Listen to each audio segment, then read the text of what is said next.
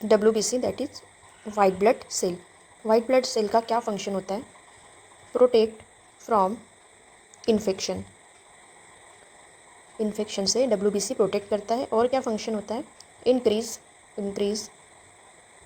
Immunity of the body. Body की immunity increase करता है WBC। WBC को और क्या नाम से जाना जाता है?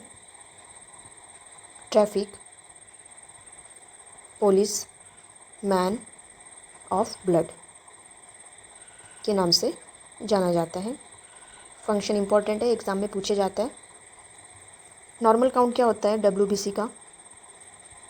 नॉर्मल काउंट या रेंज बोल सकते हैं 4000 to 11,000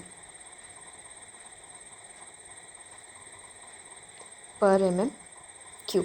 सो अगर लेस दैन 4000 WBC हो जाएंगी तो उस कंडीशन को क्या बोला जाता है? ल्यूकोपेनिया। ल्यूकोपेनिया। और अगर मोर देन 11,000 हो जाएंगी तो उस टर्म को हम क्या बोलेंगे? ल्यूकोसाइटोसिस। ल्यूकोसाइटोसिस। ये कंडीशंस आपको याद रखना है। टर्म्स एग्ज़ाम में बहुत कन्फ्यूज़न होते हैं जब 4 ऑप्शंस आते हैं तो हमें नहीं समझ में आता है कि कौन सा करेक्ट है, तो बहुत ज़रूरी है टर्म्स को याद रखना। एक यूनिट WBC में कितना अमाउंट होता है? 400 ml। ट्रांसफ्यूज़न टाइम कितना रहता है? 1 आवर। 1 आवर में WBC जाना चाहिए, तो 1 आवर हो जाएगा, आवर्स नहीं होगा। स्टोरेज टाइम क्या रहेगा? स्टोरेज टाइम WBC का 13 डेज़। 13 डेज़ तक हम स्टोर करके रख सकते हैं। स्टोरेज टेम्परेचर कितना रहेगा? 1 to 6 डिग्री सेल्सियस। सारे इम्पोर्टेंट है, MCQs आ सकता है।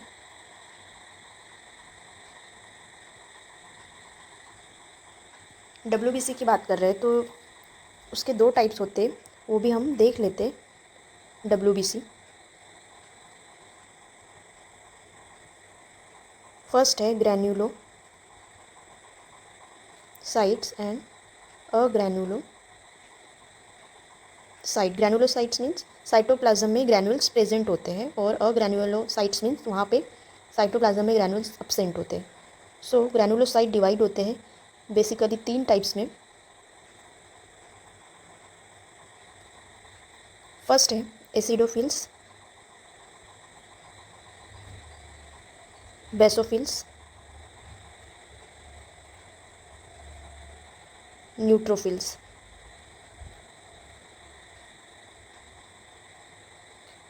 एसिडोफिल्स का मेन जो फंक्शन होता है, क्या करता है एसिडोफिल्स?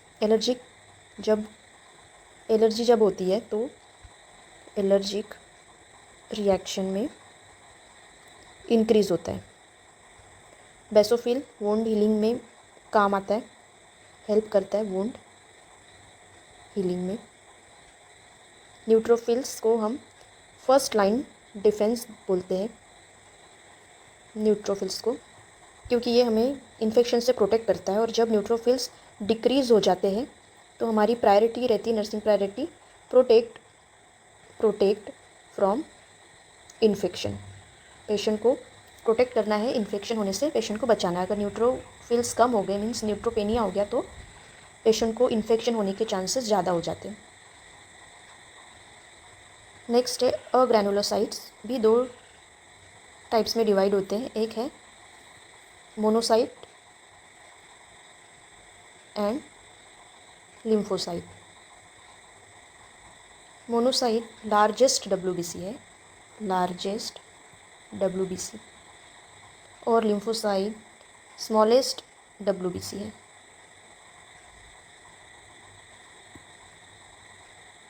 सो ये आई होप आपको यहाँ तक समझ में आ गया होगा। अब आगे बढ़ते हैं। फोर्थ हम देखेंगे प्लाज्मा।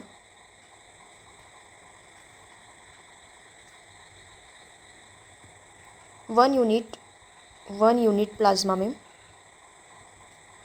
200 to 250 ml अमाउंट होता है। Storage temperature -30 degree Celsius and -60 degree Celsius. अगर 30 डिग्री सेल्सियस में रख रहे तो फॉर 1 ईयर। स्टोरेज टाइम क्या हो जाएगा? स्टोरेज टाइम हो जाएगा 1 ईयर। और -60 डिग्री सेल्सियस के लिए रख रहे तो स्टोरेज टाइम हो जाएगा 2 ईयर।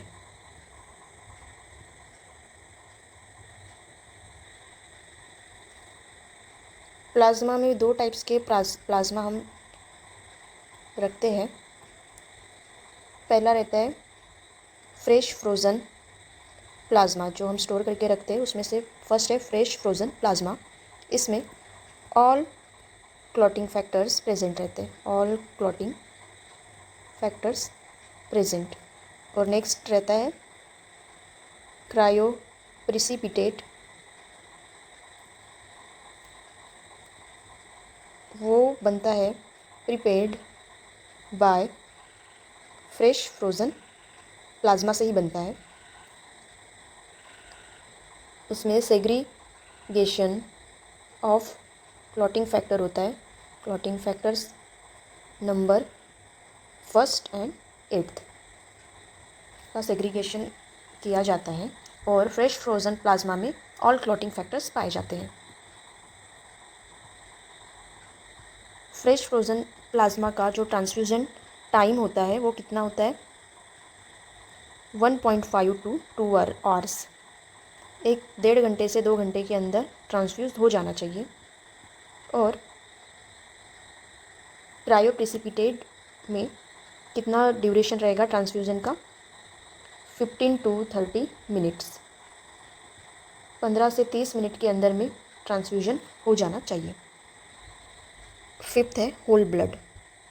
होल ब्लड, जब पेशेंट को होल ब्लड की नीड है तब 1 यूनिट में कितना रहेगा? 1 यूनिट में 300 ml of blood plus 50 ml of anti coagulated. 1 unit में 300 ml ब्लड रहेगा और 50 ml एंटी कोयागुलेट रहेगा। और एंटी कोयागुलेंट क्या रहेगा एग्ज़ाम में आता है तो वो रहेगा सोडियम साइट्रेट। इम्पॉर्टेंट है, एग्ज़ाम में ये भी पूछ सकता है 1 यूनिट में कितना अमाउंट होता है, ब्लड कितना होता है, एंटी कोयागुलेंट कितना होता है।